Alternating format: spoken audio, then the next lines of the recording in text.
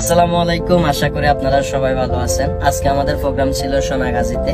তো প্রতিদিনকার নিয়মে আমি এবং আমার পুরো টিম আজকে সোনাগাজী প্রোগ্রামে গিয়েছিলাম। কাজী ইসমাইল আছে, আশরাফিদে আছে, আশরাফুল, তানভীর এবং হেলাল ভাই আছে। তো ভিডিওটি বানানোর উদ্দেশ্য আমার টিম মেম্বার কিংবা আমাকে দেখানো না। ভিডিওটি বানানোর উদ্দেশ্যটা হচ্ছে ওই সমস্ত কর্তৃপক্ষগুলোকে কেন্দ্র করে কিছু কথা বলা যারা আমাদেরকে বিভিন্ন প্রোগ্রামে ইনভাইট করেন। যেমন আজকে সোনাগাজী প্রোগ্রামে যাওয়ার পরে আমি একটা জিনিস খুব কাছ থেকে অনুভব করেছি, সেটা হচ্ছে তাদের ম্যানেজমেন্টে অনেক দুর্বলতা ছিল। ভাই দেখেন, আমি অতি নগণ্য একজন মানুষ, আমার জন্য যে অনেক হাই লেভেলের সিকিউরিটি লাগবে, অনেক কিছু মেনটেন করতে হবে, ব্যাপারটা এমন না।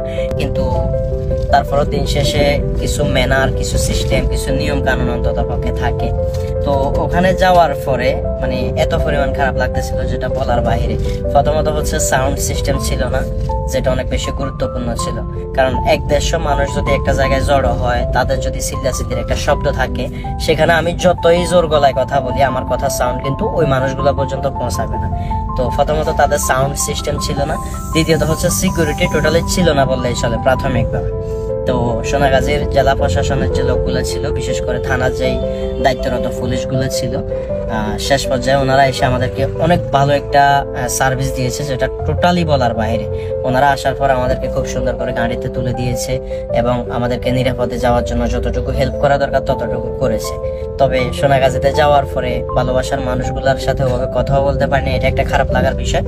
আরেকটা খারাপ লাগার বিষয় হচ্ছে, আমি ওখানে যাচ্ছি এটাকে কেন্দ্র করে, ওখানে অনেক ভালোবাসার মানুষ এসেছে এবং অনেক দূর দূরান্ত থেকেও কিন্তু অনেকে এসেছে।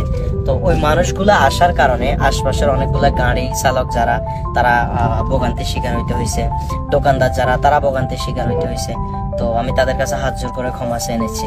সোনাগাজীর ভালোবাসা আমাদের সারা জীবন মনে থাকবে। সবচেয়ে বেশি যে জিনিসটা মনে থাকবে সেটা হচ্ছে এই যে গাড়ির গ্লাসটা।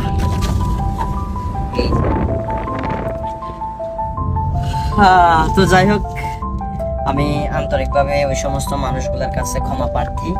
আমরা ওখানে যাওয়াকে কেন্দ্র করে যে সমস্ত মানুষগুলো কষ্ট পেয়েছেন ব্যক্তিগতভাবে, এবং ওখানে অনেক ভালোবাসার মানুষ এসেছিল যাদের সাথে ওভাবে কোলাবরেট করে একসাথে লম্বা সময় কথা বলা সুযোগ হয়নি, কারণ ওখানে সাউন্ড সিস্টেম ছিল না। সবার জন্য মন থেকে দোয়া এবং ভালোবাসা রইল। আমাদের জন্য দোয়া করবেন। আসসালামু আলাইকুম।